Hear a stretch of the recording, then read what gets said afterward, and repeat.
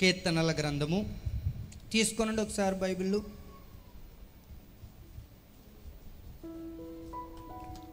32వ అధ్యాయము 8వ వచనము చదువుకుందాం. నీకు ఉపదేశము చేసేదను నీవు నడవవలసిన మార్గమును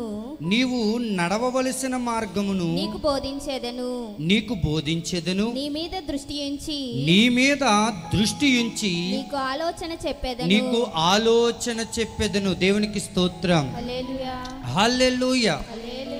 నీకు నాకు మనందరికి దేవుడు ఏం చేస్తున్నాడో తెలుసండి, ఉపదేశం చేస్తున్నాడు.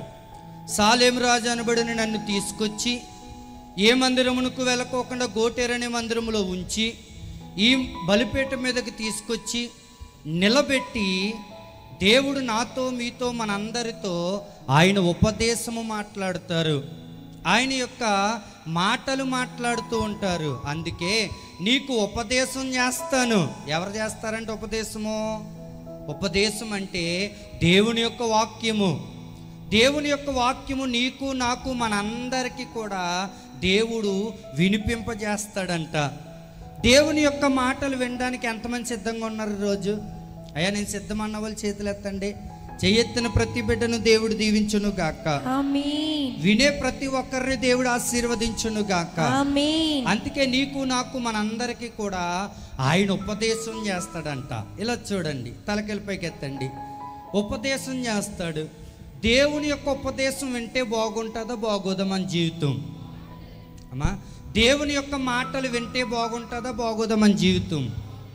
దేవుడు మాట ప్రకారం నడిస్తే బాగుంటుందో బాగోదో మన జీవితం? మాట్లాడాలి అందరూ గట్టిగా. బాగుంటుంది. అందుకే నీకు నాకు ఉపదేశం చేస్తాడంట. ఉపదేశం అంటే మనకు బోధిస్తాడు దేవుడు.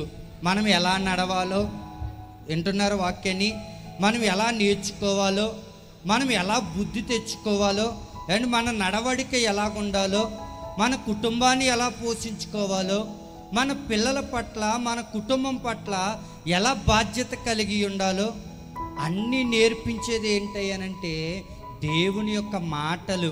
అంటే ఏ మాటలో? ఈరోజు దేవుడు మనతో మాట్లాడే మాటలు. మన కుటుంబం ఎలా కట్టుకోవాలో కూడా తెలియబరుస్తుంది వాక్యము. మన కుటుంబము ఎలాగుండాలో కూడా తెలియబరుస్తుంది దేవుని యొక్క మాటలు. అందుకే వాక్యాన్ని ఎలా వినాలని అంటే శ్రద్ధగా వినాలి. దేవునికి స్తోత్రం. హల్లెలూయా. ఎలా వినాలంటండి? శ్రద్ధగా వినాలి. మన పిల్లల్ని ఎలా పెంచాలో కూడా వాక్యం వింటే తెలుస్తుంది. మన కుటుంబాన్ని ఎలా పోషించుకోవాలో వాక్యం వింటే తెలుస్తుంది. ఒకనొక ఆమె వచ్చి అంటుంది ఎలాగా, ఏమని తెలుసాయా, ఇంతవరకు నాకు ఎలాగుండాలో తెలిసేది కాదు, నాకు ఎలా నడవాలో తెలిసేది కాదు, ఎలా జీవించాలో తెలిసేది కాదు. కానీ ఏంటోనండి, మందిరంకి వచ్చిన తర్వాత, మీ మాటలు వింటున్న తర్వాత, వాక్యం వింటున్న తర్వాత నా కుటుంబాన్ని ఎలా పెంచుకోవాలో తెలుస్తుందండి, ఎలా నడుచుకోవాలో తెలుస్తుందండి, ఎలా కుటుంబాన్ని కట్టుకోవాలో తెలుస్తుందండి అని మాట్లాడుతుంది. ఆమెకి ఎలా తెలిసిందంటారు? అసలు ఉన్నారా ఇక్కడ లేరా మీరు? అమ్మా చెప్పండి, ఉన్నారా లేరా? ఎలా తెలిసిందండి ఆవిడ కుటుంబాన్ని ఎలా కట్టుకోవాలో? దేవుని వాక్యం వినటం ద్వారా. దేవునికి స్తోత్రం. హల్లెలూయా. వాక్యం వింటే ఎలా నడుచుకోవాలో తెలుస్తుంది, ఎలా ఉండాలో తెలుస్తుంది. చాలామందికి చాలా వాటికి విలువిస్తారు, కానీ దేనికి విలువవరంట? వాక్యానికి విలువవరు. వాక్యానికి విలువవ్వకపోతే మన జీవితం అంతంత మాత్రంగానే ఉండిపోద్ది. అందుకే నీకు ఉపదేశం చేస్తాను, నువ్వు ఎలా నడవాలో నేనే చెప్తాను, నువ్వు ఎలా ఉండాలో నేనే చెప్తాను, నువ్వు ఏ మార్గంలో ఉండాలో నేనే చెప్తాను. ఎందుకంటే పరలోకానికి చేర్చేది ఏ మాటలో తెలుసండి? ఏ మాటలంట? యేసయ్య మాటలో. దేవునికి స్తోత్రం. హల్లెలూయా. అందుకే నీవు నడవవలసిన మార్గమును నీకు బోధిస్తాను. మనకు బోధిస్తాడంట. 2, నీ మీద దృష్టి ఉంచి నీకు నాకు మనకి మనందరికీ కూడా ఆలోచన చెప్పెదను. దేవునికి స్తోత్రం. హల్లెలూయా. ఎవరి మీద దృష్టి ఉంచి? అమ్మా ఎవరి మీద దృష్టి అంచా? మన మీద దృష్టి ఉంచి, చెప్పండి ఎవరి మీద అంట? మన మీద దేవుని దృష్టి ఉంటుంది. దేవుడి దృష్టి ఉండాలంటారా ఉండక్కర్లేదంటారా? దేవుని దృష్టి మన మీద ఉంటే బాగుంటుందా బాగోదా? అమ్మా నాతో మాట్లాడాలి అందరూ కూడా. బాగుంటుందా బాగోదా? బాగుంటుంది. దేవుని దృష్టి మన మీద ఉంటే మన జీవితం మారిపోద్ది, మన బ్రతుకు మారిపోద్ది. దేవుని దృష్టి ఈరోజు నీ మీద నా మీద ఇక్కడ కూర్చున్న వారందరి మీద ఉందంటారా లేదంటారా? చెప్పండి. లైవ్ చూసేవారి మీద ఉందంటారా లేదంటారా? ఉంది కనుకనే ఈరోజు నీవు నేను ఎంతో ఆనందంగా ఉన్నామంటారా లేదంటారా? ఆనందంగా ఉన్నాం. కానీ చాలామందికి ఆనందం లేక ఇంటిలో పడి ఏడుస్తున్నారు. వారి బాధ ఎవరితో చెప్పుకోవాలో తెలియక కుమిలిపోతున్నారు. వారి బాధ ఎవరితో చెప్పుకోవాలో తెలియక ఏడుస్తున్నారు ఇంట్లో పడి. కానీ ఈరోజు నీవు నేను ఇంత ఆనందంగా మందిరంలో కూర్చొని గడుపుతున్నామంటే మనల్ని ఎవరు చూస్తున్నారంటారో? అమ్మ చెప్పండి అమ్మ. యేసయ్య చూస్తున్నాడు. యేసయ్య చూస్తున్నాడు కనుకనే నీవు నేను ఆనందంగా ఉన్నాం. నిజంగా ఈరోజు ఆరాధనకు వచ్చామంటే అది కేవలం ఎవరి కృప అంటారో? ఎవరి కృప అండి? దేవుని కృప. ఈరోజు ఒక ఆయన అనుకున్నాడంట, ఉదయకాలమే వెళ్ళిపోయి దేవుణ్ణి ఆరాధించాలి. అమ్మా వింటున్నారా? అందరికంటే ముందు వెళ్ళిపోవాలి, మొదటి ప్రార్థనలోనే వెళ్ళిపోవాలి, ప్రారంభ ప్రార్థనలోనే వెళ్ళిపోవాలి అని పడుకున్నాడంట.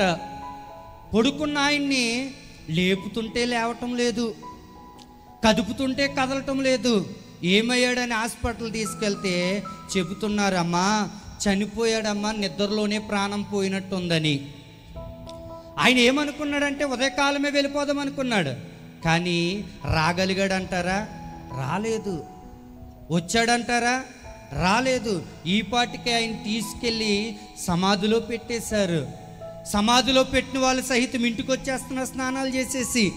కానీ ఈరోజు నీవు నేను పడుకున్న నీవు నేను లేచాము, రెడీ అయ్యాము, మందిరానికి వచ్చాము, ఆరాధనలో కూర్చున్నామంటే మనల్ని ఎవరు చూస్తున్నారంట? అందరూ చెప్పండి. ఎవరు చూస్తున్నారంట? దేవుడు చూస్తున్నాడు. చాలామంది రావాలనుకుంటున్నారు కానీ రాలేకపోయారు. ఈరోజు నీవు నేను ఆరాధనకు వచ్చామంటే అది కేవలం ఎవరి కృప అంటండి? దేవుని కృప. దేవుడు నిన్ను నన్ను చూస్తున్నాడు కనుకనే ఈరోజు నీవు నేను ఆరాధనలో కూర్చున్నాం. ఈరోజు మనం నడిచి వచ్చామంటే ఎవరి కృప? అమ్మ మాట్లాడండి అమ్మ. యేసయ్య కృప. మాట్లాడగలుగుతున్నామంటే మనల్ని ఎవరు చూస్తున్నారు? యేసయ్య చూస్తున్న. నడిచి రావటం కూడా మాట్లాడుతున్నామన్నా కూడా దేవుని కృప అండి. చాలామంది మాట్లాడలేకపోతున్నారు, వారికి స్వరం రాట్లే లేవి చూస్తే. ఒక ఆయన అలాగనుకున్నాడంట, పోయిన వారం ప్రార్థన చేయించుకున్నాడు, అయ్యా నేను ఎలాగైనా మందిరానికి వచ్చే వారం త్వరగా రావాలి, మీ వాక్యం విన్నాను అన్నాడు. సరేనయ్యా అని ప్రార్థన చేయించుకుంటే ఉదయకాలం ఫోన్ చేశాడయ్యా, ఏంటో నీరసంగా ఉందని ఫోన్ చేశాడు. మరలా కొద్దిసేపుడు ఫోన్ చేశారు. ఆయన మాట్లాడతలేదు, పక్కోళ్ళు మాట్లాడుతున్నారు. అమ్మ ఏమైంది అని అంటే, అయ్యా హాస్పిటల్ తీసుకెళ్తున్నాం ప్రార్థన చెయ్యండి. అమ్మ ఏమైంది అని అంటే, ఏమోనండి అప్పటికప్పుడు మూతి కాలు చెయ్య వంకరు వచ్చేసి మాట్లాడతలే, పక్షవాతం కింద వచ్చేసిందండి అని చెప్తున్నారు. ఈరోజు నీవు నేను నడిచొచ్చాం, చక్కగా ఇప్పుడు మాట్లాడగలుగుతున్నాం, ఇప్పుడు వరకు పాటలు పాడాము. అది ఎవరి కృప అంటారో? దేవుని కృప. వద్దామనుకున్న ఆయన ఎక్కడికి వెళ్ళిపోయాడో తెలుసా? హాస్పిటల్లోకి వెళ్ళిపోయాడండి. హాస్పిటల్లో ఐసీ రూమ్లో పడుకుని ఉన్నాడు.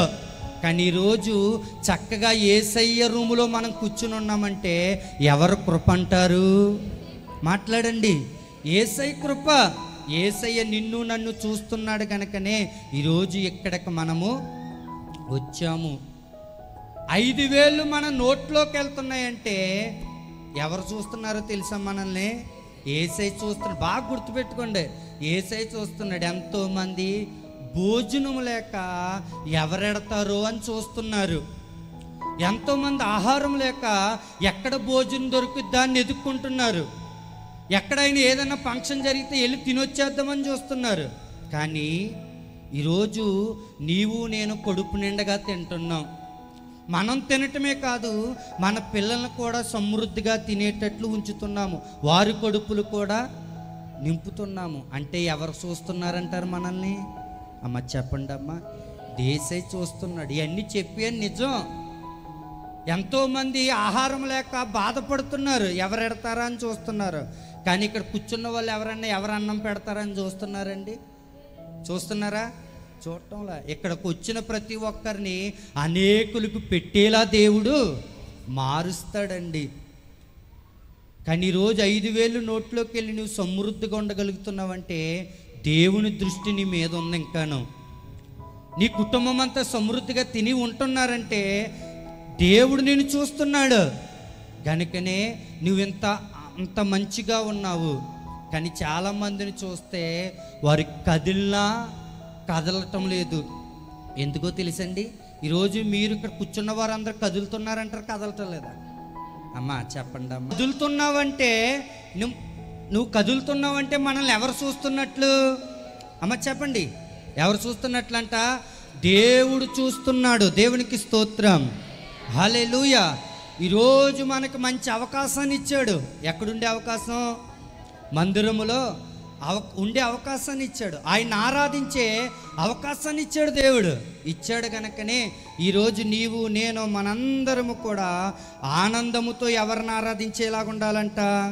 అమ్మ చెప్పండి అమ్మ. యేసయ్యని ఆరాధించేలాగా. ఈరోజు అవకాశాన్ని ఇచ్చాడు కనుకనే మందిరంలో కూర్చున్నావు. చాలామంది హాస్పిటల్లో కొట్లు కట్టించుకుని మంచాల మీద ఉన్నారు. ఈరోజు 5,000 నోట్లోకి వెళ్తున్నాయంటే నువ్వు చాలా అదృష్టవంతుడువు. చాలామందికి పైపుల ద్వారా అన్నం పిసికి మరీ పంపుతున్నారు. కానీ 5,000తో నువ్వు నోట్లోకి వెళ్తున్నాయంటే నీ మెతుకులు నువ్వు తినగలుగుతున్నావు, మింగగలుగుతున్నావంటే ఎవరు చూస్తున్నారంట? నిన్ను నన్నును. అమ్మ చెప్పండి, యేసయ్య చూస్తున్నాడు. దేవునికి స్తోత్రం. మనందరికి ఆరాధించుకునే అవకాశాన్ని ఇచ్చాడంటారా అవ్వలేదంటారా? అమ్మ ఇచ్చాడు అవ్వలేదా? ఇచ్చాడు దేవుడు. దేవునికి స్తోత్రం.